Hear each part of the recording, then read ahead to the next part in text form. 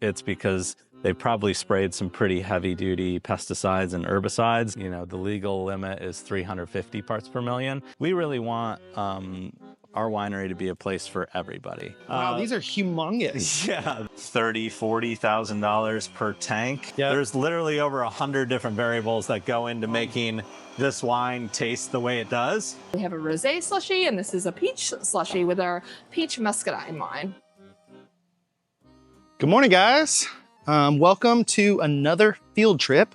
Today we are at a winery. We're at Cityscape Winery in Pelzer, South Carolina. That's why I'm walking through a vineyard right now.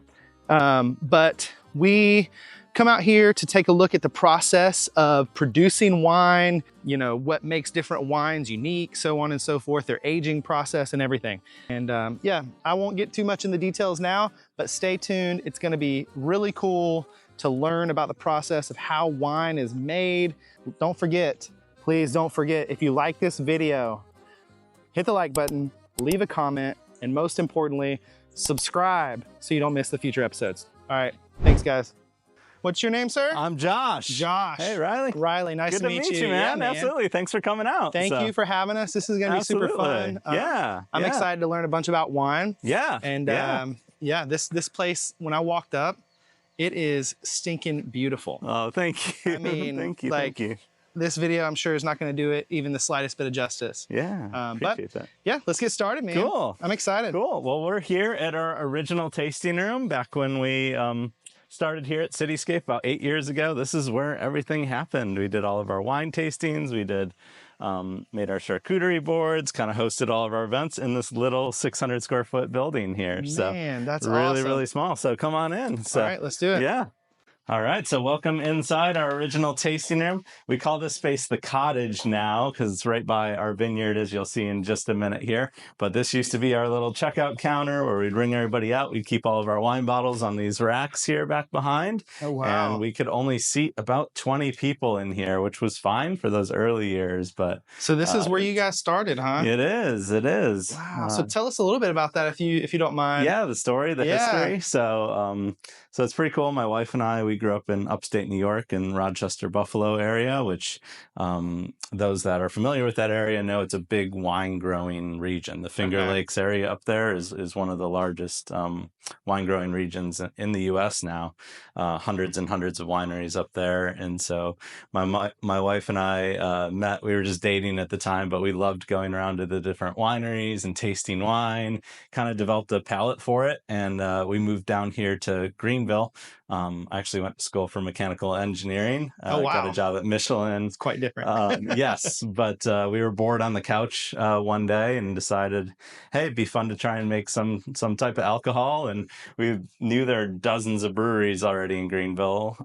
Beer's, more inexpensive generally to buy than wine. And so we said, hey, we're poor college students. Let's try to make wine. That would be really fun. Wow. So we actually walked right through this front door of this building back in 2009. We met the original owners of Cityscape Winery. Their names were Wayne and Anita. Okay. And actually back here in this little room where we have this barrel now, they used to have floor-to-ceiling wine racks on here with just different wine equipment that you could buy, and juice kits and buckets and fermenters and yeast and bottles and corks and everything like that. So we went back in this little room and picked out 6 gallons of Merlot juice, went home in our kitchen and just started a batch. No way. Yeah, it's as simple as that. That is wild. And about 2-3 months later, we had something roughly resembling wine. I wouldn't call it award-winning in any way, but after you drank 2 or 3 glasses, the rest of it was fine. Yeah, it was great. You got over the hump. So we were encouraged. We came back, we made a Chardonnay that turned out even better, and we were kind of off to the races. Wow. And then my wife and I were dating for about 4 years at the time. And so we said, hey, how much fun would it be if we made all the wine for a wedding reception? So we made 10 different types of wine for our reception, and we threw an amazing party after. We had about 90 adults at our wedding reception, and we went through over 100 bottles of our wine that night. Oh my goodness. People had a great time, and they're all like, when are you guys going to open a winery? When are you going to open a winery? And, here we are, 6 figures in student loan debt, just bought a new house, just started our professional careers. My wife was doing real estate and I was doing engineering and photography. And so, we kind of put that on the back burner, but fast forward a few years, we got very close to the previous owners here. And they basically were looking to retire, get out of the industry. They're in their mid 60s at that point. So they were just getting a little, they were doing everything themselves. They had no employees. And so I can't even imagine how they were doing it. And so they were ready to retire. Absolutely. And it was like a match made in heaven. Absolutely. Yeah. So we talked with them. We went back and forth for a little while, but eventually decided to just make that entrepreneurial leap and quit our jobs, take as much money as we possibly could borrow. And we bought the whole winery. That was November 2nd of 2015. So when we bought the business, this was literally just all grass out here. There was no spot, and it was this little house that was in the middle here, where my dad was living at the time, and then just a little 3-car garage over there where we made all the wine.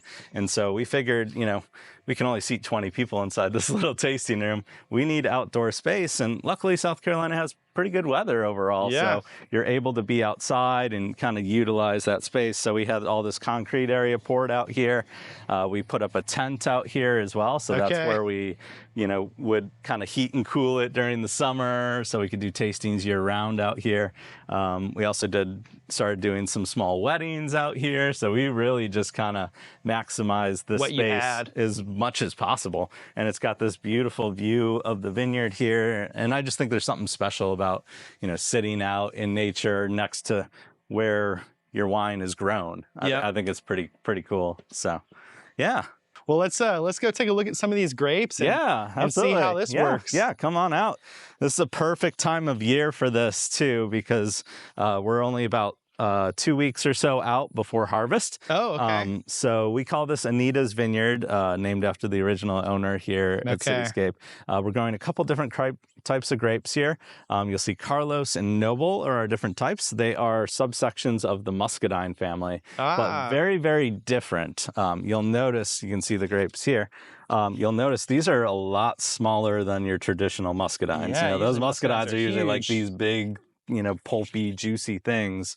And these are really hybrids of traditional muscadines in that they're a lot smaller and they're a lot sweeter. And the reason that's important for winemaking is the majority of flavor in wine actually comes from the grape skin and the seeds, not from the pulp and the juice on the inside. Interesting. So not to get too technical, but when you have a smaller grape, you have a higher level of surface area of skin relative to pulp and juice on the inside.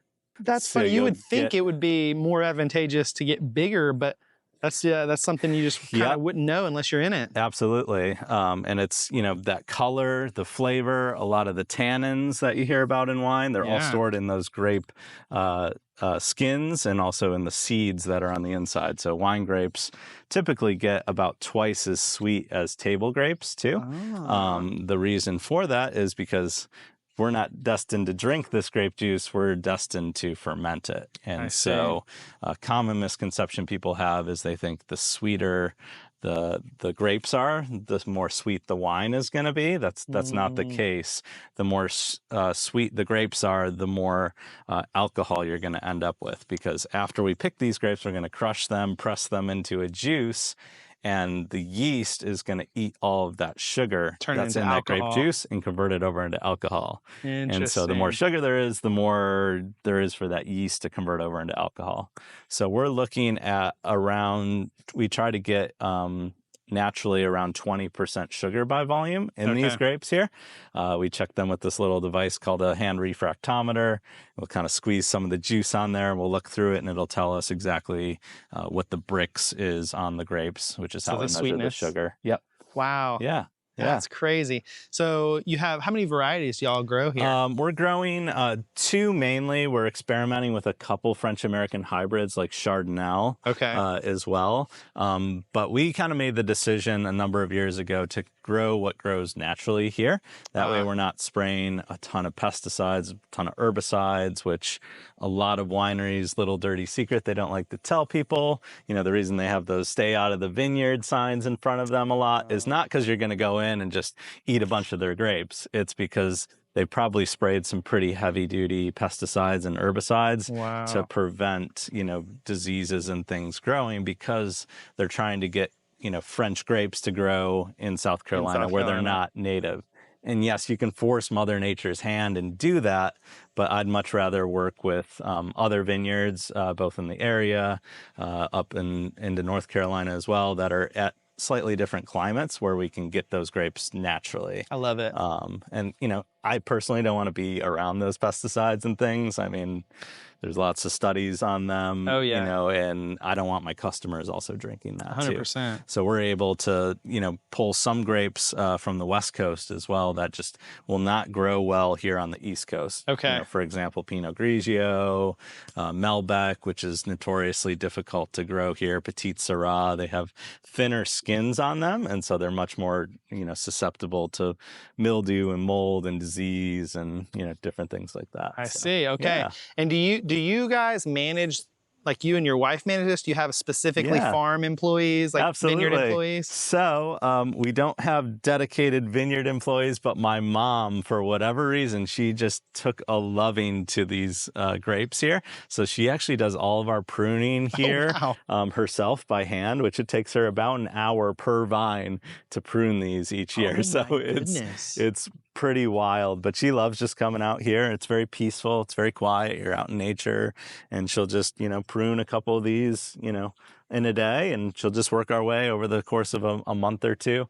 We generally start that process in January, finish it up by the end of February before the vines start to come back to life. So. That's so neat, man. So you got your mom. She's just doing her thing, living her best life out here. Yeah.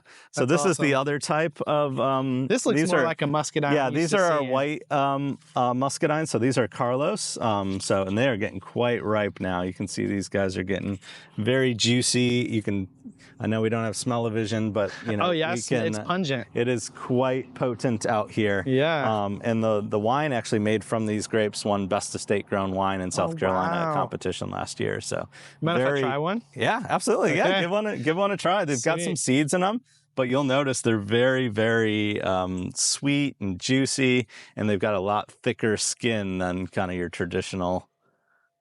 But yeah, you can tell a lot sweeter, a lot thicker skin than traditional table grapes.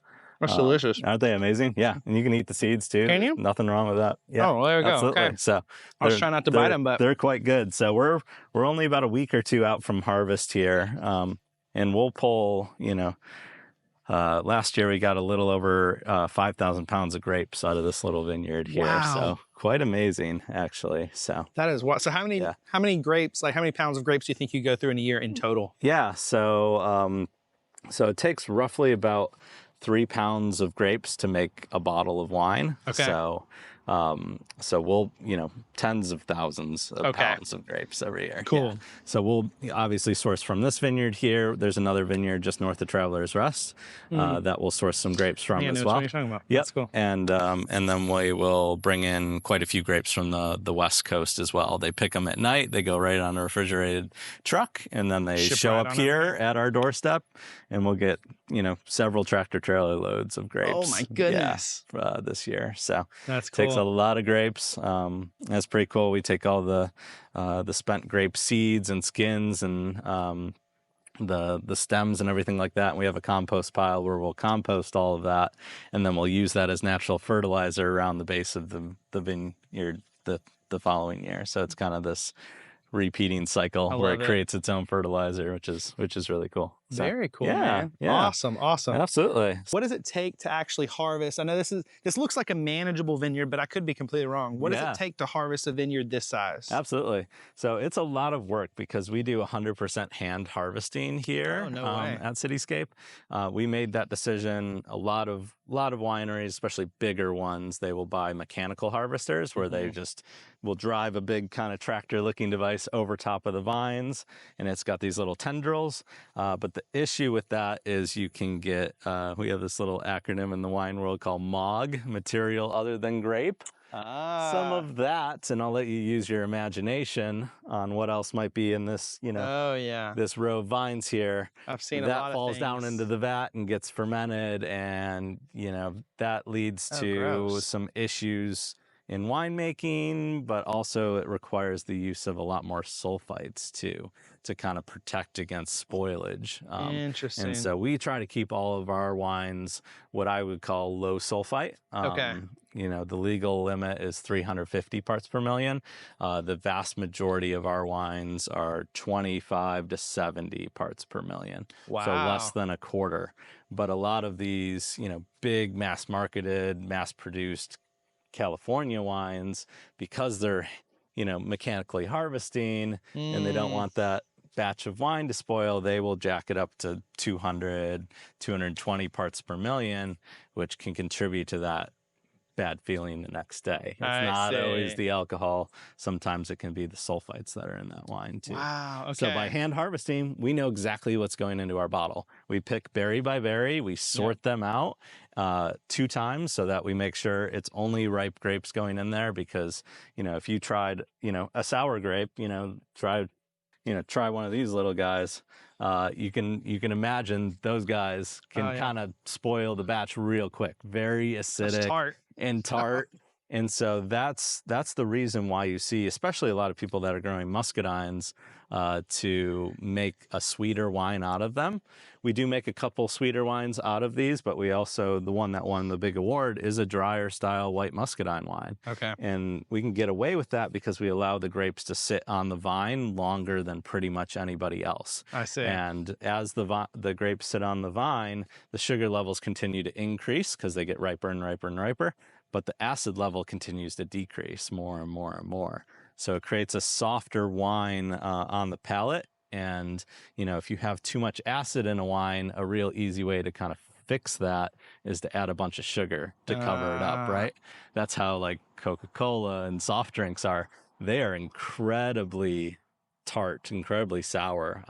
Don't quote me, but I want to say they're around, pH of probably 2.5. Oh my goodness. So they're very, very, sour. So they hit it with a ton of sugar. That's why you look on this little can, you're like, holy cow, 40 grams of sugar in this little thing. And so, by letting the grapes sit out here longer, the acid levels naturally decrease, which allows us to create a balanced wine without having to resort to using a lot of sugar. Well, we can walk down here. We can see, I got a special guest to surprise you with. Okay. Down here. So when we first bought the winery, we didn't have an official mascot here. Okay. And we were making some pretty unique wines. We made like a pineapple Riesling, a blackberry Merlot, some pretty unconventional wines. And so I thought we needed a pretty unconventional mascot. So one night online, I ordered this special mascot animal here. Oh my goodness! Named Pino the Pig. So Pino the Pig. This is Pino here.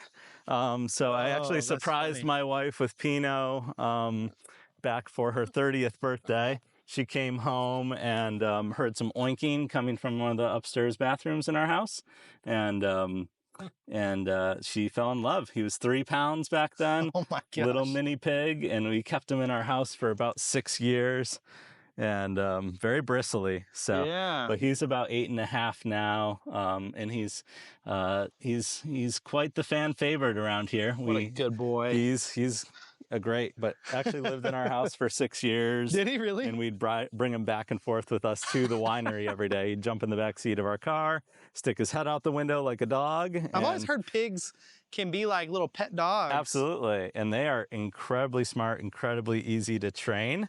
Depending on the list you look at, they're between the second and third smartest animal. It's usually like monkeys, dolphins, pigs. That is insane. And so, yeah, he would, sit, jump, spin. We'd take him on hikes. Take him downtown Greenville, walk him around on a leash. That's great. It's just great. We jokingly call him our director of marketing because he gets all the attention when people come out here. Wow. So. That's cool. This is some beautiful land. Thank you. This is really pretty. Yeah. So obviously our new tasting room here, we finished this about 2.5 years ago. Okay. It was a brand new from scratch construction. There used to be, when we bought the winery, there was a double wide house here in the middle. Okay. And so we jokingly called it our South Carolina acclimation chamber. Whenever we had a new family member or friend move to the area, we'd allow them to live in that house for free to get used to the heat and humidity city and kind of find their own housing and stuff, as long as they helped out around the winery here. Sure. So now my dad, my mom have moved down here. They actually built this house over here, so they live full time here on the property. No wonder she wants to prune. Absolutely, That's she awesome. just walks next door and prunes to her heart content.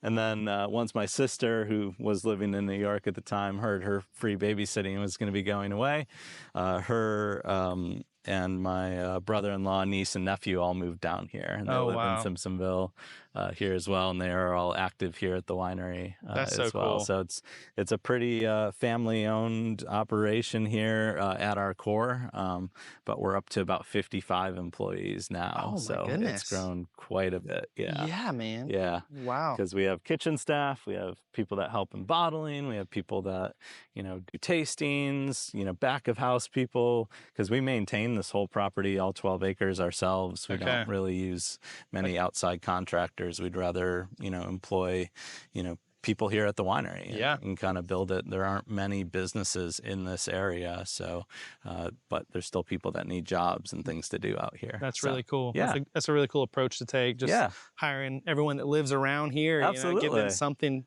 nice to work at, something that's a little bit different, That's cool. Absolutely. So what I see, there's tons of land. Yeah, absolutely. Do you guys have any future plans with all this land? We do. So we actually, a couple days ago, we met with a civil engineer and a landscape architect to come up with some new plans. We did clear about an acre of land on the top of this hill over here, which is a really ideal spot to grow grapes because you get the water to run off in every direction and they're full sun. It's kind of one of the best spots to plant grapes. So we're going to be putting another vineyard back here.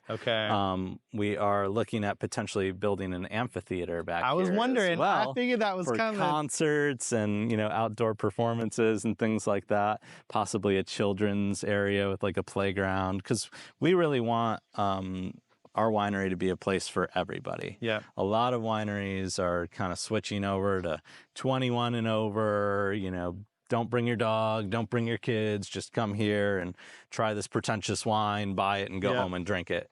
Our model is very different here. We want you to, no matter where you're at on your wine journey, if you're brand new to one, you've never even tried wine before, we have wines for you here. And if you are more of a connoisseur, we've got some amazing reserve level wines that's been over 2 years in our barrel cellar and are really wines that I would put up against some Napa style wines as well. So we've got kind of the whole gamut here. And we also have a lot of fun things for kids too. We have, Pino the Pig. We've also got some goats over here as well. So people love to come out and do those. We also have some, kid juice tasting options. That's cool. We have this little kids charcuterie board. I'm going to have to bring my family out here. Man, do like a family date night. Absolutely. And we do a couple larger festivals every year too. We're coming up about 2 weeks out. We're going to do our fall festival. So we're going to have about 30 to 40 different vendors, 3 or 4 food trucks, about 8 different bands set up and playing all over the day. Last year we had about 2,500 people that attended that. So I'm gonna have to get that date from you. It's really, really fun. It's really something for everybody. We'll have bounce houses for the kids and bands and music and food trucks, and it's just a really fun environment. Very cool. Yeah. It sounds kind of like you've blended kind of that family brewery model that's pretty popular now into a winery. So you kind of taking away, like you're saying, some of that snooty booty pretentiousness.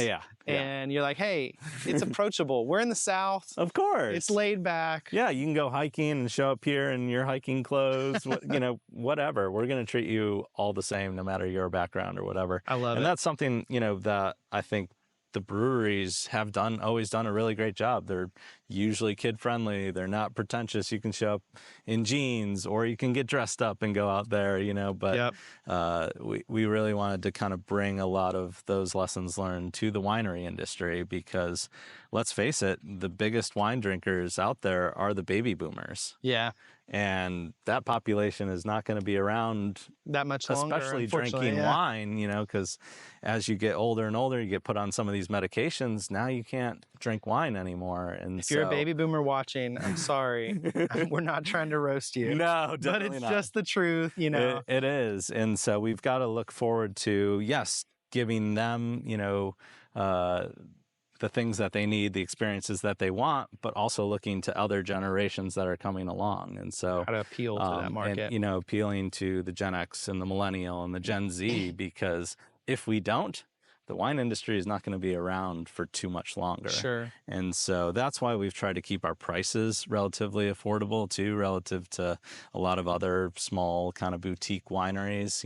Some of these places you go in and you can't find a bottle for less than 30, 40, 50 bucks. And it's like, some people can afford to drink that on a day-to-day basis, but I'm personally not. I don't know if... And most millennials definitely aren't. Exactly. Yeah. They don't have the money, that's their budget for the whole meal. Yeah. Not $30 for just the wine. And now I got to buy all the food and prep it and everything like that. That's right.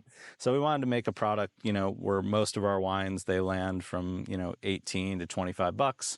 So it doesn't have to be your 25th wedding anniversary before you pull the cork on that bottle. So, I like it. Yeah. That's absolutely. cool, man. So, very cool. Yeah. Anything else out here that you would want to see? I heard you have a record over here on the land. Brittany was kind of telling me a little bit, the largest pond of some sort. Let's walk over here. So this was a fun little spin on the county requirement. So when we took the plans for this new building to them, they said, hey, we need to have 45,000 gallons of water stored on site.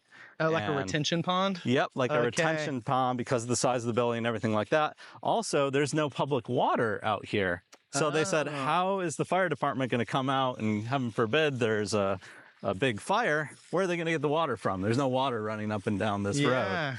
So you have to keep 45,000 gallons of water on site. And so we said, well, we don't want one of those ugly retention ponds. So we were talking with our engineer, and he's like, what if we shape it like a wine glass? So we spent several months sculpting and creating this. So we built what I can find is the largest wine glass shaped pond in the world. That's so great. It holds about 45,000 gallons, 80 feet long, 40 feet wide. And it collects all of our rainwater from the gutters in the building. We use it for irrigation. And we also have a fire hydrant out front that connects to this. That connects to this in case of an emergency. They could pull and literally suck the wine glass dry. So. That's funny. What a creative way to solve a governmentally imposed issue that normally would just, like you said, be a hideous, ugly retention pond. You see those, they have these big ugly chain link fences around them, the weeds growing up in them, and I'm like, well, what if we make it something beautiful, make it something special? And so I love this idea. And it's just really fun if you're on Google Maps, you can be like, that's where the winery is, clearly. So, and then now the retention pond is actually an attraction. Exactly. Yeah. And so who would want to hang out next to a retention pond? Yep. But now everywhere this is else, seating and everything. Yeah. That's cool. So it's a fun little thing. You can see one of our goats up there chilling. Oh yeah. They've got access to about 5 acres of woods we have back here. We do have kind of some long-term plans to potentially build some Airbnbs back there, so we can have some place to stay when you come out here to visit. So that's really cool. If you hear that, guys, if you're over across the country somewhere, in California, Oregon, Michigan, whatever, when he gets those Airbnbs live, y'all should come out here and check out Cityscape. You can walk up to the winery and stumble your way back to your Airbnb after. Exactly. So, no driving. If you want to know a little bit about the area, go check out anything on YouTube that says, that Greenville, and you'll get an idea of what all you can do out here. So absolutely. Come check them out. Come see them. Yeah. So welcome into our production facility here. This is our main tank room at Cityscape here. Wow, these are humongous. Yeah, they look a lot bigger in real life too. It's amazing. Wow. These tanks got custom made for us over in Slovenia, which is right next to Italy. Okay. Apparently they make some of the best stainless steel tanks, highest quality tanks over there. A lot for the wine industry, a lot for the pharmaceutical industry. So these tanks actually have like a really smooth polish. You can actually look inside if you want, but they've got this really smooth polish, which makes them very, very easy to kind of clean and sanitize. Because like I was talking about before, you want to keep the wine very, very clean, very sterile, because any little bacteria can ruin an entire batch of wine quite easily. So you want to guess how many bottles in one of these? Oh my goodness. Let me see. So how big is a bottle? A bottle is 750 milliliters, about 25 ounces. 25 ounces. Let me say 800 bottles. Up. 1,500 bottles. 2,000 bottles. So you got about 6,000 bottles Oh my gosh. per tank in here. So in this room alone, you're looking at about 80,000 bottles of wine. Wow. Storage capacity in here. Another beautiful thing about these tanks, you'll notice they kind of have these ridged areas like here and up here. That's because these tanks are jacketed because we have what's called a glycol system here, and that allows us to completely temperature control these tanks. We can walk up to them and say, hey, tank, I want you at 45 degrees, or I want you at 65 degrees, and it will turn the glycol on and off to it to achieve that temperature. That's wild. So we've got these big white pipes kind of flowing up behind the tanks there. Oh, and yeah. there's a 25-degree liquid that's flowing through those. Oh, wow. And that can, turn on and off, flow inside these externally mounted jackets. So it doesn't actually touch the wine or anything like that, but it just allows us to remove that heat that's created during fermentation. From the fermentation, okay. Because you can imagine you get 6,000 bottles of wine fermenting. It can give off so much heat that it can literally cook the wine and ruin the entire batch by killing the yeast. So when you're fermenting at this level of volume, you got to be very careful on heat management and heat control and things like that. Okay. Also, if you're familiar with the brewery industry, they talk a lot about ales and lagers, and there are different flavors that get created if you do fermentation at a warmer temperature relative to a cooler temperature. Interesting. Okay. So it gives us kind of more stuff to play around with here. That's some good information for me to know, because I'm doing another video here soon at a brewery. Perfect. And so you just gave me a little little thing tidbit you can talk to them about. But that's awesome. So how much is one of these tanks? I mean, all of this looks pricey, and you said it's imported too. Yeah, they are pricey. Luckily, I was blessed enough to get the order in right before the pandemic. Okay, so you didn't have the supply chain. So I got issues. a lot nicer pricing. But if I had to guess, maybe in today's prices, you're probably $30,000-$40,000 per tank. Oh wow! With delivery and everything, because these ship on shipping containers, and I see. So you got a lot of freight. But the nice thing is stainless steel tanks are infinitely reusable. Sure. There's no shelf life to these. These will be fine to use 50 years from now. They're not going to rust out. Nope, there's no rust with them. And they, very thick gauge stainless steel on them. They're really meant to be like a long time type product. That's awesome. Too. So the other cool thing about these tanks is they have a little bracket on the back. Okay. Where they actually hold up the second story catwalk, so we can walk they around. hold the catwalk up? Yep, they have a little arm on them, so they're structural tanks. No way. So they hold up that catwalk around the outside, so we can access and clean the tanks from the top. That's really cool. Yep. So we do the majority of our white wines and our fruitier, sweeter wines in these tanks here. Okay. Because stainless steel is completely non-porous, so it doesn't allow any oxygen in, which, if you've ever drank half a bottle of wine, left it on your counter accidentally overnight without a cork in it, come back to it the next day, doesn't taste so good, right? Sure. That's because it's oxidized over time. Same thing as if you take like an apple, you cut it, lay it on your counter for 3 or 4 hours, starts to turn brown and kind of smell a little weird. So oxidation. That can happen to your wine as well. Okay. So we keep these tanks filled completely up to the top here. So there's literally no oxygen sitting on top of that wine. It's just fully encased in stainless steel.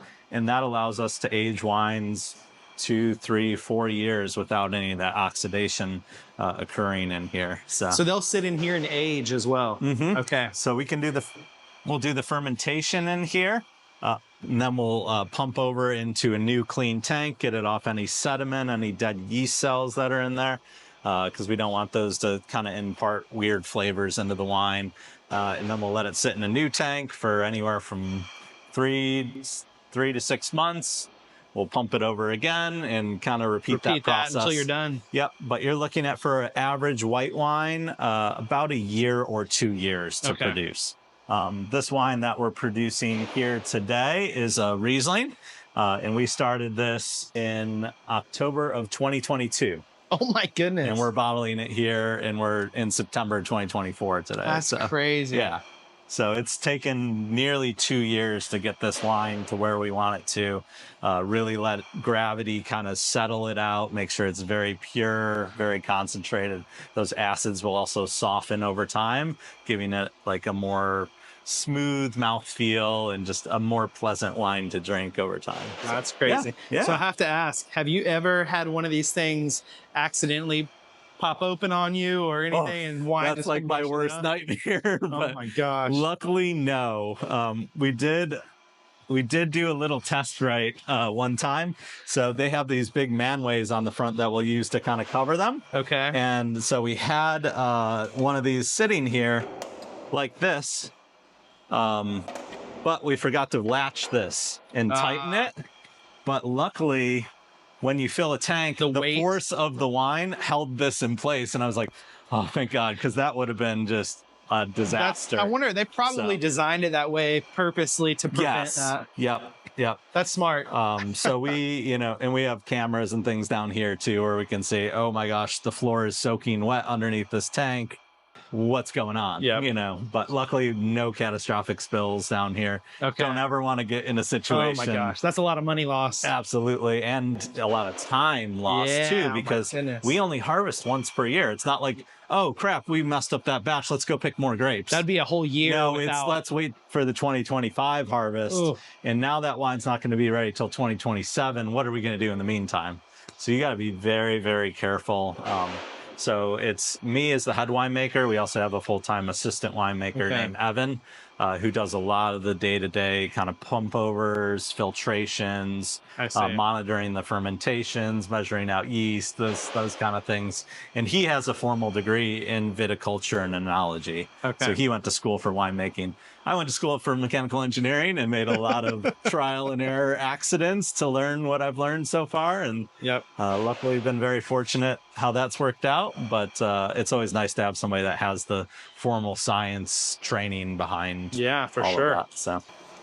So we are about 14 feet underground. We pulled 240 dump trucks of dirt off this site so that we could build into a hillside, because that gives us a natural cooling effect, gives us a little bit more humidity in the air, which is great for aging wine.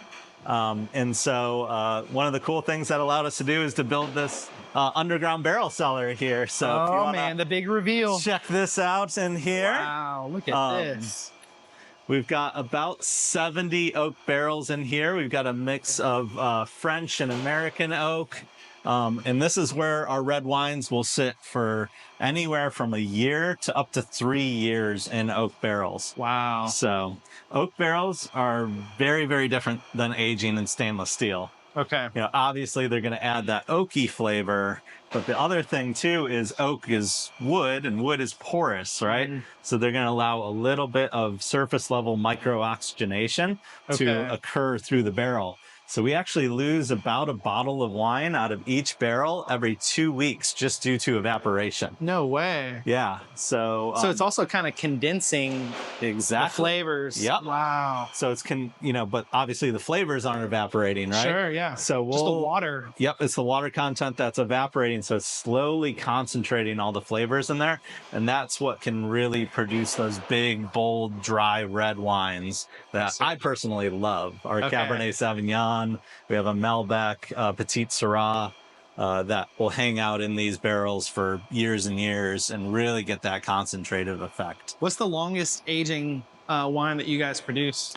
So right now, we've only been in this building about 2.5 years. So so our reserve Cabernet spends 2 years in these oak barrels here. Okay. That's about the longest, but we have some other stuff that's in the works aging right now that'll be even longer than that. Wow. But barrels also add considerably to the cost of the wine as well. So these barrels, they have gone way up in price lately. Really? You're looking at, for an American wine barrel, anywhere from $600 to $800 per barrel. For just the empty barrel? For the empty barrel. What? And if you want French oak, you're talking $1,200 to $1,500 per barrel. That's insane. And barrels have a limited use too, because there's only so much oak tannin that's contained in the individual staves in here, that after about 3 or 4 years, the wine barrels will become what's called neutral. If you've ever heard that term, neutral oak barrels. And that's where you have an oak barrel that's not giving any oaky flavor anymore. All the tannins have been extracted. Yep. And so that's typically where we will sell them. So we'll use them for, patio furniture. You can put a glass top on them. A lot of our customers like to purchase them from us and use them for different projects around the house because they're nice, inch thick, heavy duty oak. They're meant to sit outside and get wet. And so they do really well. So we can recoup a little bit of our cost on that. Okay. But an oak barrel only holds 300 bottles of wine as well. Gosh. So you've got to think, I'm paying $700, $800 for this barrel. I mean, divided by 300, that's adding $3 to $4 per bottle. Just in the wood. Just in the wood. Not to mention, now you've got all this evaporative loss too. So, over the course of a year, I can lose another 50 bottles of wine out of a barrel. Oh, wow. Just due to evaporation. And so, that's an extra cost as well, because we actually have to go in every 2 to 3 weeks and fill these barrels back up. So that there's no air gap that causes extra oxidation. Exactly. Okay. We're actually bottling wine today. So that's perfect. I'd love to show you what that looks like. It's a pretty cool process. Yeah, let's do it.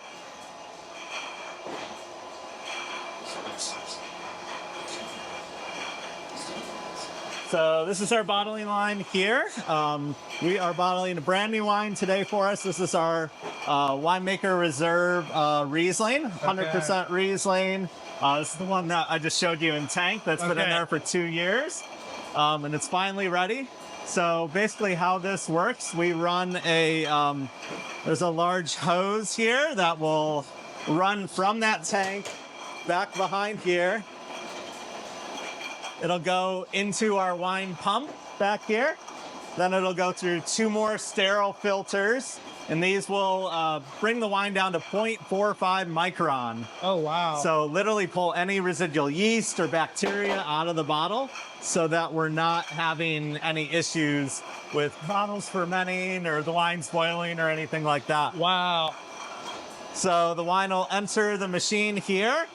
It'll go up into this big filler bowl. So as the bottles kind of come in on this conveyor belt, they'll come in this first little device here, which is called a sparger. And this will actually suck all of the air out of the bottle, replace it with CO2 gas. You can see it sprayed a little bit of CO2 in there. Yeah. And that way the wine doesn't oxidize while it goes through the filler operation here. I see. So it's doing this all under a vacuum here, so there's no oxygen touching the wine. Oh, wow. And CO2 is heavier than air, so it just sits in the bottle so that when it's spraying around there, it's not oxidizing. I see, okay. So this will fill, it's a 12-spot filler here. The bottles will come out. It'll come into this next little plunger device here, which will check the level of wine in each individual bottle to make sure there's not too much wine or too little wine. Make sure everybody's getting fair, because we need to make sure that we have plenty of space for the cork. I see. Because if the wine bottle's too full, where's the cork going to go? It's just going to break the bottle. I see. So this makes sure it's not too full or too empty. And then this is our fully automatic corker here. Wow. This can cork about a bottle per second coming off this machine. That's crazy. So it's got corker jaws. It'll compress that cork and plunge it down into each bottle. So It's pretty amazing. And then the bottles will come out here. We'll put, this is my mom, by the way. Say hi, Mom. Nice to meet you. And so we'll put these capsules on. We still do this by hand because these can get easily compressed and kind of get hard to pull apart. I've heard just issues with those kind of machines. I see. But then they'll come through, and then this is a heat tunnel here. It's pretty cool if you might be able to get a shot where you look down through it and you can actually see them kind of shrinking. Might have to jump in there. But if you get a little bit lower, you can see in there. But it's just these little heater rods, and they just shrink that PVC plastic on the top of the bottles. And then this is my father, Carl. Oh, here. nice. So, hey, Mr. Carl. And so we'll just load up the bottles into the pallets here, and then we'll put them on pallets and keep them in storage down here. Okay. So, yeah. So this is all wine that's been bottled. Well, the wine that's been bottled, we have a little elevator back there to bring the wine back upstairs into our tasting room, so we don't have to carry it all upstairs over time. That's amazing. So, yeah. What a cool operation. Yeah, you can see so far today, this is how many bottles per hour the machine is running. So we're running 2,300 bottles per hour. Okay. And we've done 3,600 bottles so far today. Wow. So it really is a fast, efficient machine. Saves us a lot of time, and it also increases the quality too. And so you guys used to do all of this by hand with just you and your wife. By hand, with just this little manual floor corker. So I'll see if I can find it for us. All right. So this is where you guys got your start. Yeah, huh? so this was our original corker here. We used to hand cork everything before we had this big fancy machine. So we put our bottle down in here, and it kind of locks into place. You drop your cork in here, and then it's got these little corker jaws that'll compress up here. So as I press this, it'll kind of compress the cork. And then you just bring this guy down and push it down into the bottle, and then you've got corked wine. Oh, wow. But we would bottle this way, you know, hand filling everything. And, you know, we'd work all day long, and we might get 1,000 bottles done. Wow. Or versus that machine does 2,300 an hour. So That is totally insane. different. Plus, this is also, you know, when you're corking like this, now I've just touched a bunch of oxygen on top of my wine, which is not going to, you know, help it during the aging process at I all. see. Where that one, it's doing it with CO2 on top, so And it's going to age much nicer in the bottle. That's So, really neat. Yeah, yeah. This was our original wine press here Look at when that. we first started too. So how this worked is you'd put your grapes inside of here, Okay. kind of fill up this basket, and then you put these little plates down on top of the grapes here. Yep. And then you literally ratchet this down to press these wooden plates on top of the grapes, and then the juice would flow out between the staves, and we collect it in the little bucket underneath. So That's insane. So that fit about 300 pounds of grapes. Now our press can fit about 16,000 pounds of grapes. Oh my gosh. Yeah, and it's much, much quicker. So What a scaled up it is. situation. It- Wow. It's a lot easier, a lot better quality as Sure. well. So You're able to control a lot of those variables. yeah, Yeah. of course, which is the goal with winemaking. Yeah. There's literally over 100 different variables that go into making this wine taste the way it does. A lot of those are given to us from Mother Nature Sure. outside. How sunny it was, how much rain did we get, you know, what was the weather right before harvest. Those are all can change the flavor and the taste of wine, but there's a lot of things we can do here in the wine cellar to help get things a little bit more consistent. But we've always got to work with what Mother Nature gives us each year. Yeah. So, yeah. Very cool, man. Yeah. Yeah. Absolutely. Awesome. Well, this Cool. has been super informative. Good. Glad to Yeah, hear it. this is, I mean, there's a lot more to winemaking than you know I ever thought. And Yeah. the crazy thing to me about wine is that it's not just this. You know, this is like this winemaking stuff is a piece of the wine industry. You got Yeah. all that goes into wine tasting, wine connoisseur type stuff. And then I think your wife is going to show us upstairs Yeah. for part 2. Absolutely. Which, you know, all the operations that go into the tasting room Absolutely. and the restaurant and all that kind of stuff, right? Yes. Yeah, definitely. Very cool. Well, this has been super fun, man. Great. Well, thank you so much. Is there anything else that you want the audience to know before we close out this section? Yeah, one other cool thing that we do that a lot of wineries don't do is we actually take our bottles back for recycling. Oh, no way. So, you know, one of the things, there's a lot of great things about the upstate here, but one unfortunate thing that they decided on a number of years ago is they discontinued their glass recycling program here in this area. And here we are producing hundreds of thousands of bottles of wine, and it's glass. And I don't want it to just end up in our local area landfills. So we actually switched over to this screen print design where this is actually like etched into the glass permanently. Wow. It's not a paper label or anything like that. So what this allows us to do is we allow our customers to drink the wine rinse the bottle out, bring it back in. They get $1 credit towards a new bottle. And then we steam sterilize these bottles and reuse them, run them back through our bottling line. That's so great. Just last year, we were able to effectively reuse over 50,000 wine bottles just last year. Wow. So we get back between 600 and 800 bottles every single week that we sort and sanitize and just put back in the ecosystem. That is amazing. And that was extremely helpful during COVID too, because a lot of the glass factories were shut down. Wineries couldn't get their bottles. They couldn't, they had the wine in tank, but they didn't have the bottles to sell you the wine. But here we are, we're collecting bottles back through that recycling program. And it's just been such a win-win-win. Great for the environment. It's great for our customers, gets them coming back in the door.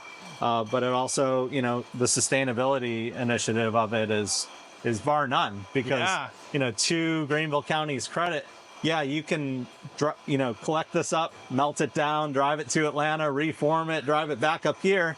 But where's the real benefit to the environment after you've done all those steps? Exactly. It literally comes in upstairs, rides down our little elevator, goes into its steam sterilization process. We sort them, and then we run it right back through that machine, bring it back upstairs, and sell it back to them. Now that's recycling. Yeah. That's cool. I mean, that's the way it's supposed to work in my mind, is a true reuse is so much more powerful. So that's awesome, dude. Well, man, thank you so much. Absolutely. This is more than I ever thought it was involved in this. Thank you. Yeah. If you guys are watching, please go. Where can they find you at? What's the website? Yeah, so it's cityscapewinery.com. Okay. We are right here in Greenville County, South Carolina, about 30 minutes south of downtown, 15 minutes from the Simpsonville area here. Just far enough to feel like you went somewhere and you escaped somewhere. But close enough to home where you can make it a nice afternoon day trip. We are open Wednesday through Sunday every week. We have live music every Friday night, Sunday afternoon. We got food on site as well every single day. So you can come on out, bring your whole family, and just have a great time. So, awesome. Yeah. Well, guys, I will link everything down in the description below. Make sure you click on them, check them out, order some wine. If you're in the area, please come visit. You will not regret it, I promise. And until next time, make sure you stick around for part 2. We're going to go upstairs and see what all they have going on in the tasting room and the restaurant. It's beautiful up there. So please watch that video. It should be popping up on the screen somewhere. You know how it goes. Somewhere around here soon. All right, guys. Thanks. Till next time. We got the downstairs tour on the last section of the video. We saw how the wine was made. We saw the vineyard.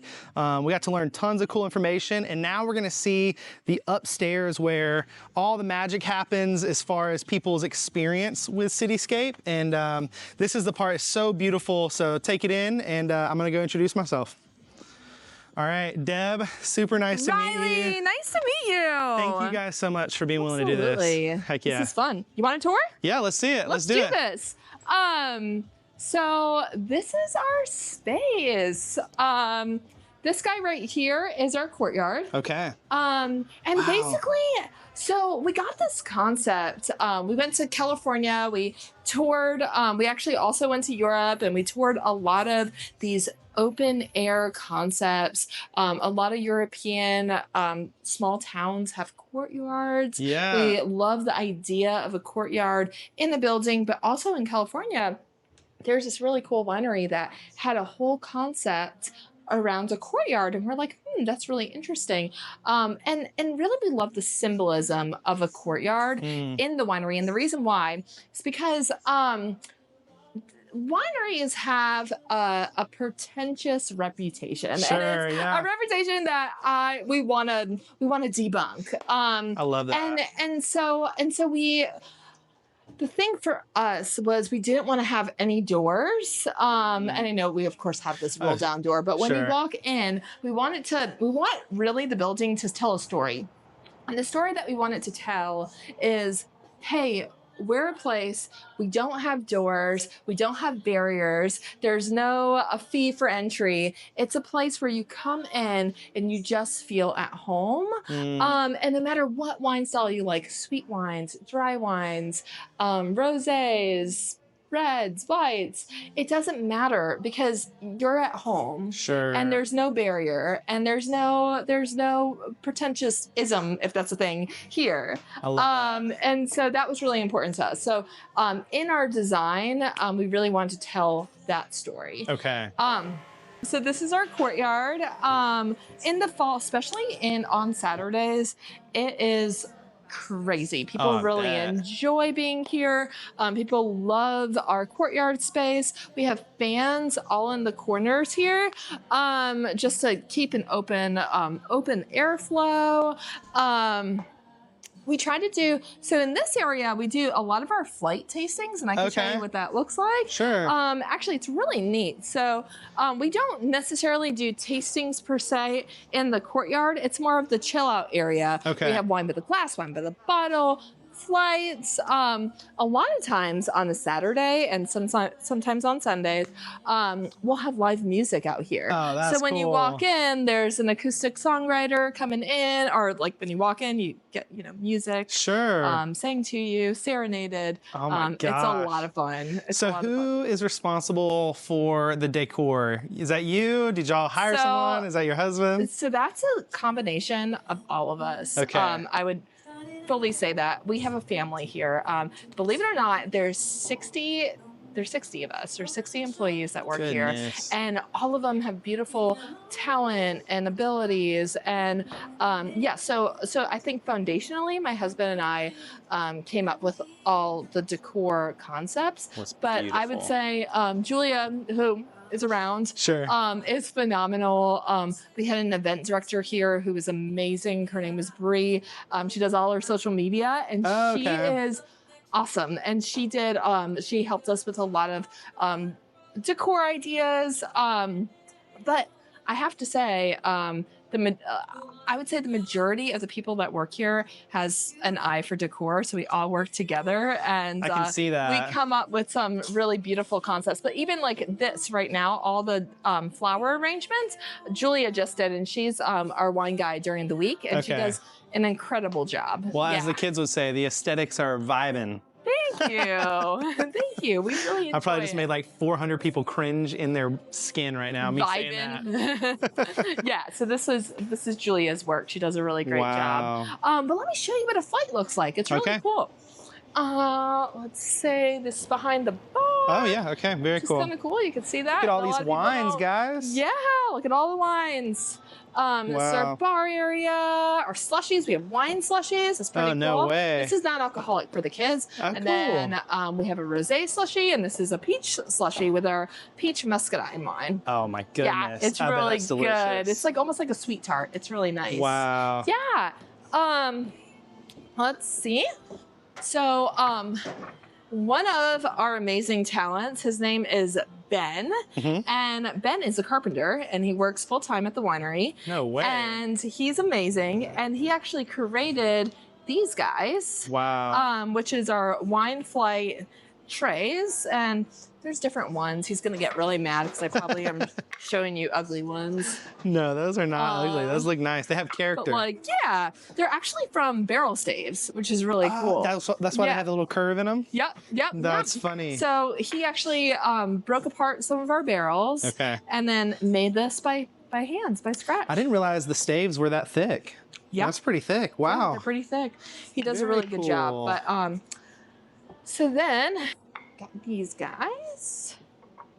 And I'm just gonna do a sample flight for you to see. Oh, okay.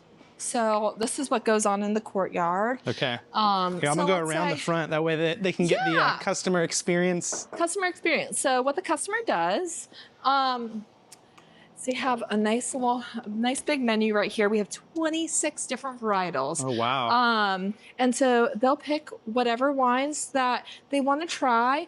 They get about 2 ounces, which is really great, generous. Okay. It's about right here. Yeah, that is. And that's not bad for a flight. Yeah. And so let's make this flight pretty. Okay. Let's go. Colorful. We're all about aesthetics. Very nice. Hey, Ben. Come on in. Come. So we were talking about your flights here. Are you the woodworker? He is the woodmaker. I do everything. No way, that's cool. So tell us about how you made this guy. So we have barrels. We have a couple barrel examples over here. Okay. I just took the barrel apart, deconstructed it, and then they're called staves, the barrel panels.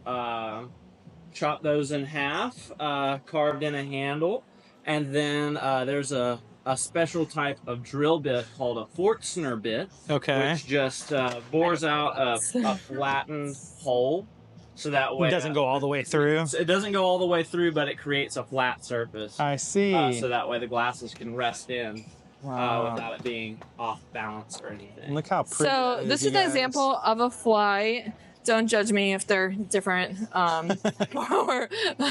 pours right now. But so a customer, what they would experience in this, they would actually keep all of these glasses, just not the staves, but just all the glasses. Wow. And then they get to pick and choose what they want, what they want to try, which is really cool.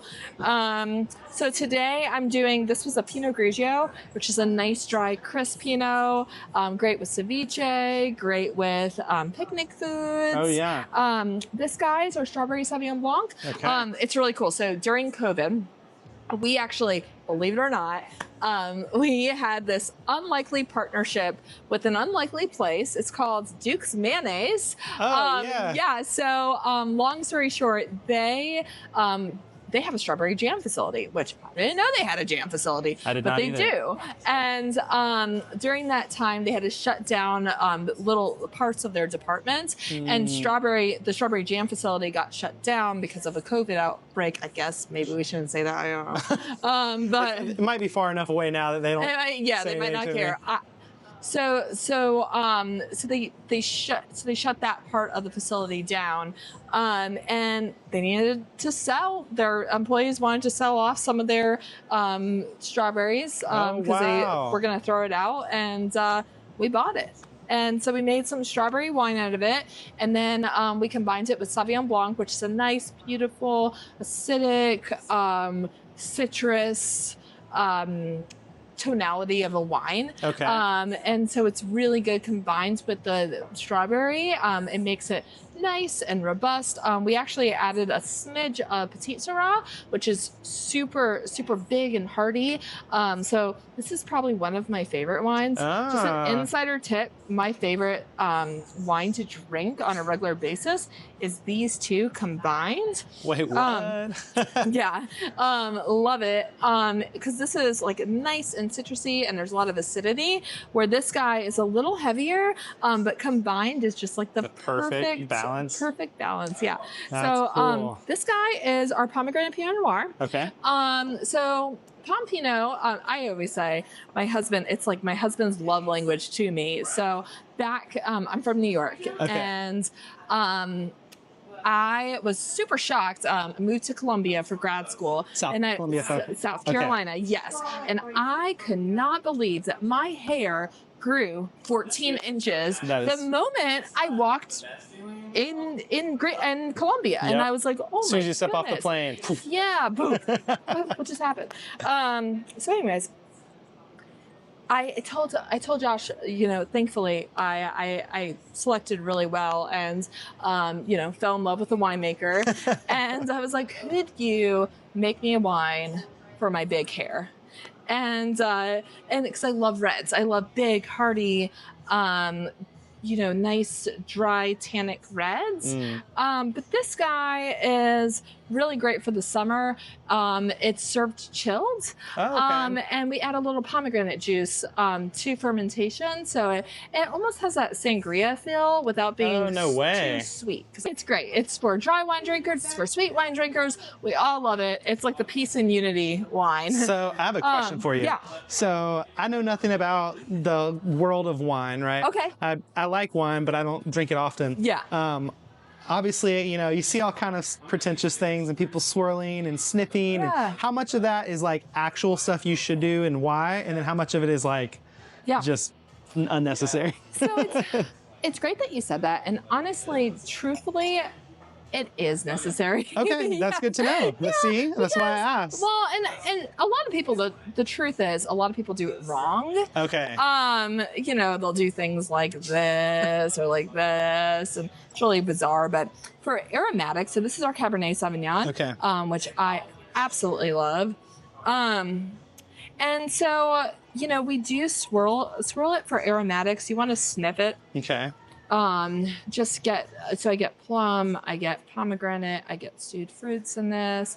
It allows you to really appreciate it before you taste it. Okay. And pull out the notes. I love to, I know it's kind of weird, but I love to swirl and sniff and really appreciate, my wine before I drink it. Okay. And this the way you are with wine is how I am with specialty coffee. So I kind of understand. That's awesome. Yeah. That's awesome. I love coffee too. And actually, believe it or not, I don't know if you're a tea drinker.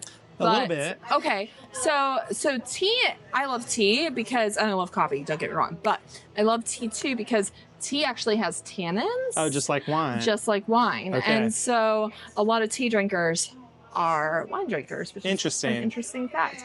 But yeah, so we swirl just to aerate the wine, which brings out the flavors of the wine, and then we smell just to get the aromatics, which is really important. And also, like, it also tells the wine drinker, or and for me as in the industry, and this is very rare when it would happen, but it's going to tell me, like, hey, what's the age of the wine? Is this wine faulty? Is this wine something I could serve? Which, you know, 99.9% of the time is yes. Got it. But for me, I want to make sure that whatever I give to my customer, it's quality. So I like to, you know, check on the wine, make sure. Yeah, you like to check all the wine. Yeah, I do check all the wine. But if you ever see me behind the bar just doing like a tiny little shot and like maybe like a half ounce, it's just to make sure that the integrity of the wine is good. Gotcha. Okay. So yeah, so that's the so reason cool. why yeah, look how we try pretty wines. these things are, guys.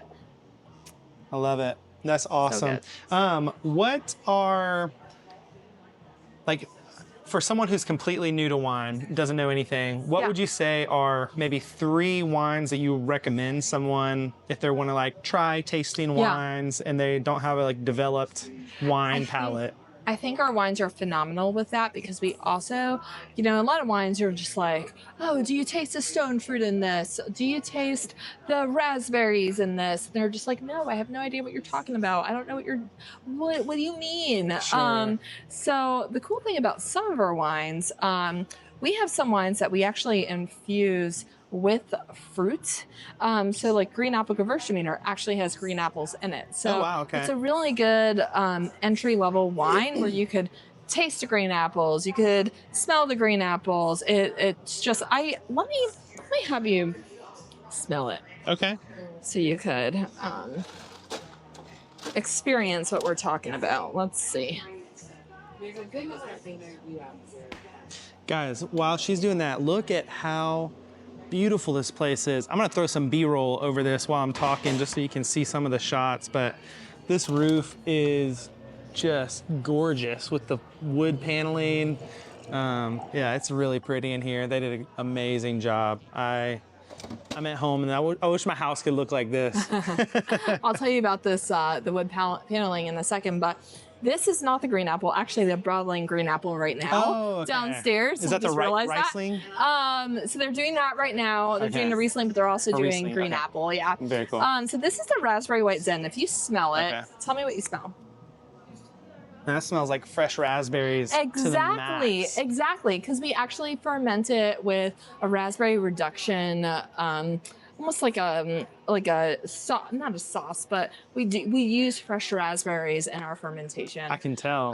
It's strong. It's like a good, strong, fresh raspberry taste or smell. Those are good, really good wines, amazing wines for people that are just getting started in wine because they can actually start to learn and taste what's going into the wine, and then you graduate to a little more traditional wines. Okay.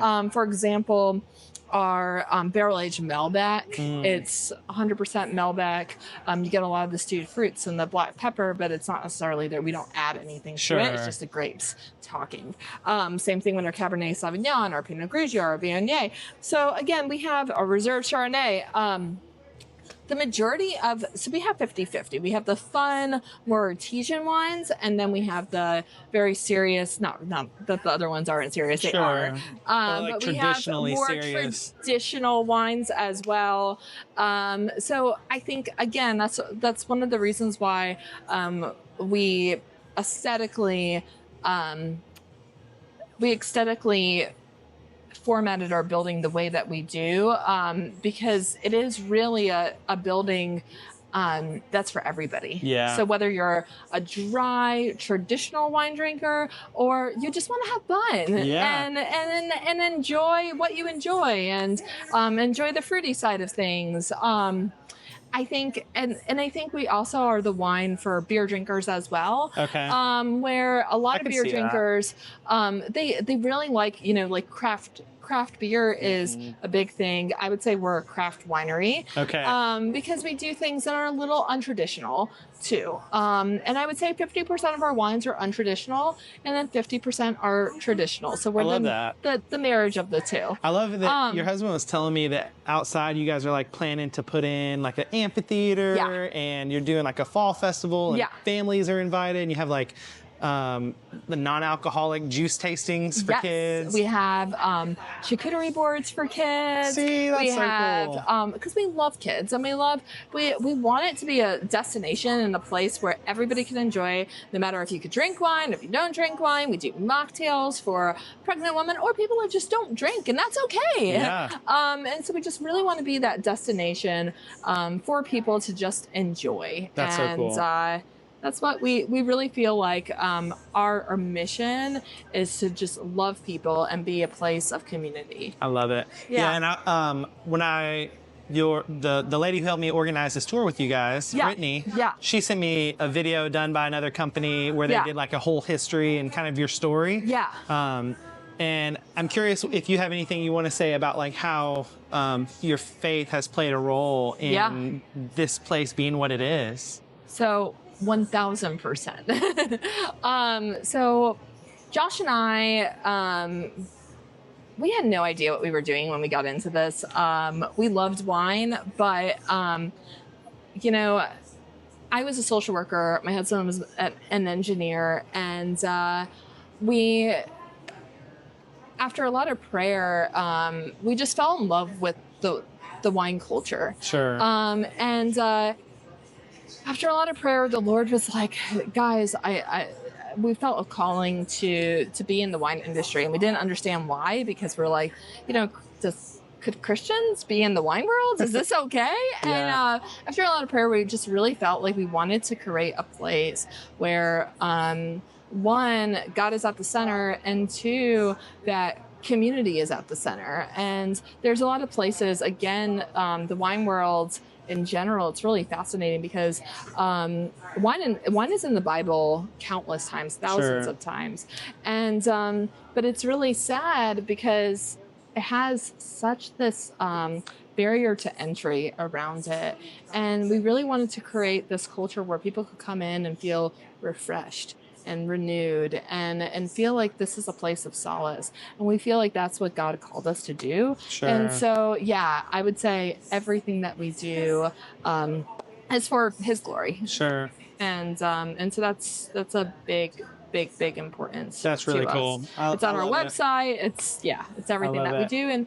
And so the wood, it's really funny. So all this, the wood pieces up here represent everybody being under one roof, no matter, so this is pallets from all over Greenville. And what it represents is no matter who you are, what your culture is, where you come from, there's always a place for you here. So that was really important to us. So open door concept, you're always welcome. I love it. So, I love it. And so you guys, you have kind of the store area, you have the bar, and then you have... And so then this is our seated tasting room area. So what that looks like is on a busy Saturday and Friday, Saturday, Sunday, I would say this is packed. And every section, you have a new wine guide. And the wine guide will come up to your table just like as you would at a restaurant, but it's a little different because it's guided. Okay. So they're going to go over the different wines. They're going to get fresh bread and butter along with their tasting. And we're going to go over the experience. We're going to go over the history. We're going to go over the pre-selected wine that we came up with. But if there's like a certain wine that you would rather taste instead, we could do substitutions as well. But this is a really nice experience that you can have with friends that really tells the culture, the history about the winery, about our wines, but does create an experience. Experience is very important to us. I love it. So that's what goes on here. This is our kitchen menu. Guys, look at some of these. So you can order food right here at your table. They have like a full menu, which is amazing. Yeah, and we're continuing to increase that menu for sure. Okay. So if you come back here, this is our outdoor deck, and this is where we do wine by the glass, wine by the bottle. Oh, look at that view. Let me let my camera adjust so it can see. Goodness gracious. That is beautiful. What part of New York were you guys in? So I was born in Brooklyn. Oh, wow. Raised in an area called, actually lived in the Dominican Republic, or missionaries there. No way. Yeah. And then high school years in Albany, met my husband in Rochester. So all over the state. All over New York. I would say New York is where I'm from, whole state. That's funny. I've been to Manhattan. Okay. Poughkeepsie. Poughkeepsie, yeah, my aunt lived there. Really? It's so pretty over there. Yeah. It's beautiful. Manhattan is amazing in Christmas. We actually go every Christmas. Yeah. The reason I went, it's funny enough, a friend of mine and I, we went on a whim last minute to go see the ball drop for New Year's. Like literally 2 days before. That is an intense process. That is really intense. My husband did that. And he didn't pee for 16 hours. Yeah, we had to stand in the little cages all from like 10 a.m. till midnight. How did he do that? It was an experience once in a lifetime. Yeah. Never again. Yeah, that's what he said. That's so funny. It was cool to see. I'm glad we're never gonna go there again. Yeah, so. No, never. Yeah. It's so funny. Yeah. Well, cool. And so up here in this upstairs area, do you guys ever do like weddings and stuff like that, or do people rent this whole venue out? Yeah, so we do. So like on a Monday and a Tuesday, absolutely. We do a lot of corporate events. So we actually section this area off. Because this actually sections off, and this whole section over here and outside you could rent even on like a Friday or a Saturday evening, and it fits about 75 people from this side and this side combined. Okay. Which is really nice. A lot of people like to rent that out because it's a really pretty option. Yeah. So we do that.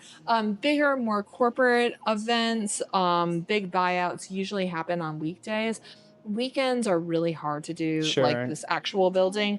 I'm sure they would cost a lot to replace what y'all were going to make on the weekend. For sure. Yeah. But next door, our cottage, that's 100%. That's 100% for rehearsal dinners and showers. We probably do about 3 or 4 a weekend. Okay, wow. So that's impressive. We do quite a bit. We have a whole private event team, a private event director. We also have downstairs in our barrel cellar, we do really nice rehearsal dinners and events down there as well. Cool.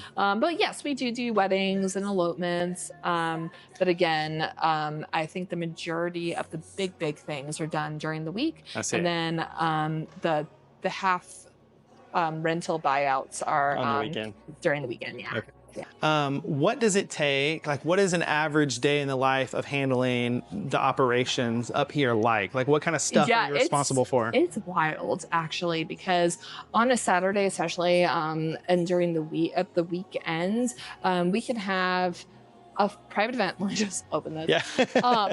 A private event going on. We can have a specialized event downstairs, which could be a a public event. So I didn't ever talk about our public events, and we do that several times a month, and those could consist actually next week we're going to have 250 women Oh, wow. coming in on a Wednesday. It's a Nashville themed event. We have food trucks, and it's just a fun way that ladies could connect with each other. We have local vendors. So we do a lot of events for the public. But what I would do on a stereotypical day, like let's say Sure. a Saturday. So this room is full. Okay. The back deck is full. Oh, wow. The outside is full. Oh, my goodness. We have a private event going usually at that time. We have a downstairs event usually going during that time. So I'm walking around, managing any customer, any customer needs, any team needs. We have a whole kitchen side of things and department that goes on there. They have a lot of crazy things that are going on because they're usually providing all the food for the events, but then they're also providing the food for the main tasting room as well. So lots of moving parts there. I'm usually going downstairs doing a lot of table touches with customers, and they're not expecting that. They're like, oh man, I didn't expect you to be here. So I'm doing a lot of table touches. We have, believe it or not, about so total 60 team members. Yeah. On a Saturday at one time, we probably have about 22. Okay. So like just working at once. So yeah. One question I have for you is like, I know you guys, you were a social worker, he was an engineer, y'all bought this little winery. Yeah. How did you learn how to manage this kind of an operation? Like, did y'all hire consultants? Did you just trial by fire? Like, how did you learn what you know now? Well, in the beginning, it was just me, my husband, and my father-in-law. Wow. And this is 9 years ago. So you have to think, like, I did it all. I mean, I remember one time I had 17 tables on my own. Oh my God. I used to do all the charcuterie boards. I was the event team. I was the event coordinator. I was our administrator. I've done every landscaper, every role that you could possibly imagine. I have done it. Okay. And for a very long time, it was a staff of 3 for probably about 5 years, 4 years. Wow. And then we built it, but we built it slowly. So I start with managing a team of 3, and then 5, and then 10. So it was a nice slow build up. And so I learned how in that space, it was almost like a training wheel phase. Yeah. So I learned a lot about how to manage people, how to work every job. I felt like God was equipping me and training me. Josh had a lot of equipping and training too, working in a 3-car garage. That was his production center. So That's it wild. was so there was a lot to that. The hardest year, so 2020 was really, really crazy, and for a lot of reasons, and it's really cool. I feel like it was a year where entrepreneurs either failed or they shined. Yeah. And I think God really was so good to us and gave us a lot of insight and a lot of wisdom.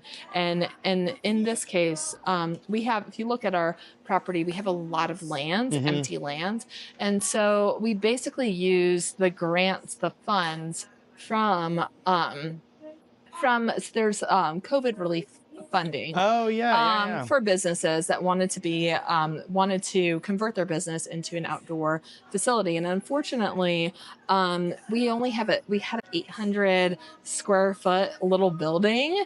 So we really couldn't have anybody in our little confined area. Yeah, so it had to be outside, right? And so we're like, okay, how could we build this? So we would have, because we had 12 acres, that's a lot of acreage. Yeah, you had plenty of room. So we have way too much room. We could have, think about like a downtown area. They could have several businesses that are in the space. Exactly, so imagine what we could do with an open field. So we took lots. I mean, I would say at least 75 tables, and we spread it about 10 to 15 feet apart from each other. So, and then we actually used some of the money for POS systems. Oh yeah. So and then we would come with masks, and we would safely done, and we would go straight to the table with our POS system, and we would do tastings. That's so cool. And they would be away from people, so we could serve.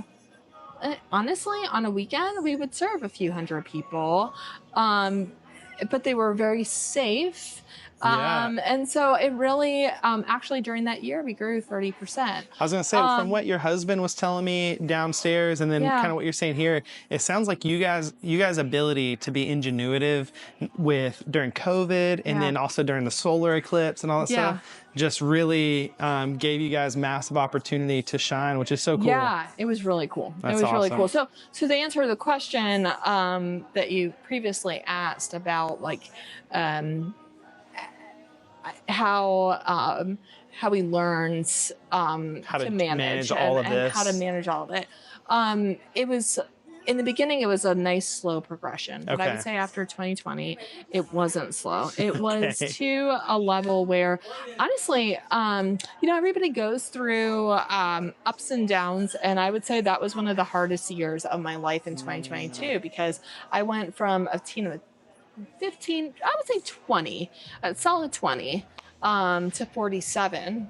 Ooh. In 1 year, with all new systems, a whole new building. And that was one of the hardest years of my entire life, because I wasn't used to this kind of growth, and I've never managed a facility like this. So it was a lot of falling and stumbling, and it was hard, and I almost had like a nervous breakdown. It was really hard, but I have amazing team. I had amazing management. I had amazing directors, and we all learned together. Honestly, so cool. None of us have ever done it before. Yeah. But it was the help of God. It was the help of our team. I can't say it enough. We have the greatest team on the face of the planet. And they're all filled with people with all different walks of life and abilities. I mean, we have people from the Ritz-Carlton, from lots of like hotel experience and restaurant experience, and communication experience and event experience, and so design experience. So we all worked together, and we created what we call a Cityscape today. I love it. I love it. Yeah. And I think my social work background is really good, because basically works really well here. Because basically I think my job is to see things that we need and figure out how to meet the needs. And how to meet the needs, and see the strengths that our team could deliver. That's cool. Based on the skills that they have, because I think every single one of them has something really special. I hear you. That's awesome. Yeah. So I have one more question I can think of, and this one might be a little bit of a difficult question. Yeah. Or not difficult. I don't know what you would call it. But anyway, I know sometimes when people take something that's like a hobby passion to them, and then they build a business around it. Sometimes the passion can fade. Yeah, this is so good. Yeah. So I guess a couple questions would be, one, like, if you know what you know now, being where you're at now, would you do it all again? Okay. And then number two would be, if so, like, what are some lessons you've learned through the process in relation to that?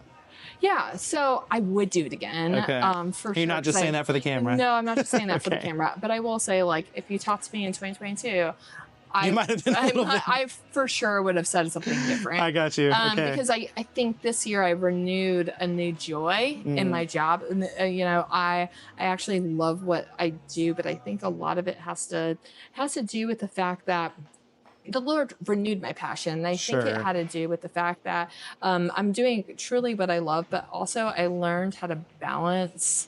When you're an entrepreneur, you are just constantly running, and there's no one to tell you the work's over. To stop. Yeah. And I had to learn the hard way. And I think 2022 taught me that. And so I did. And I think what I would tell myself is, balance is key. And, there's a reason why the 40 work week Oh, the 40-hour yeah, work week. the 40-hour work week is a thing, and I think for entrepreneurs, like that doesn't exist. You know, I didn't even take maternity leave in 2020. I also had a baby. In 2020, and I was answering the phone in the hospital right after I had a baby, because you just don't have that luxury, and I didn't think I had. Things will crumble down. Things will crumble down, and they honestly at that time. Truthfully would have. Yeah. And because of the way that we structured it. Sure. So that's where you had to learn those lessons, you know? Yeah. So, you know, in hindsight, yes, I learned, I think these lessons come with maturity.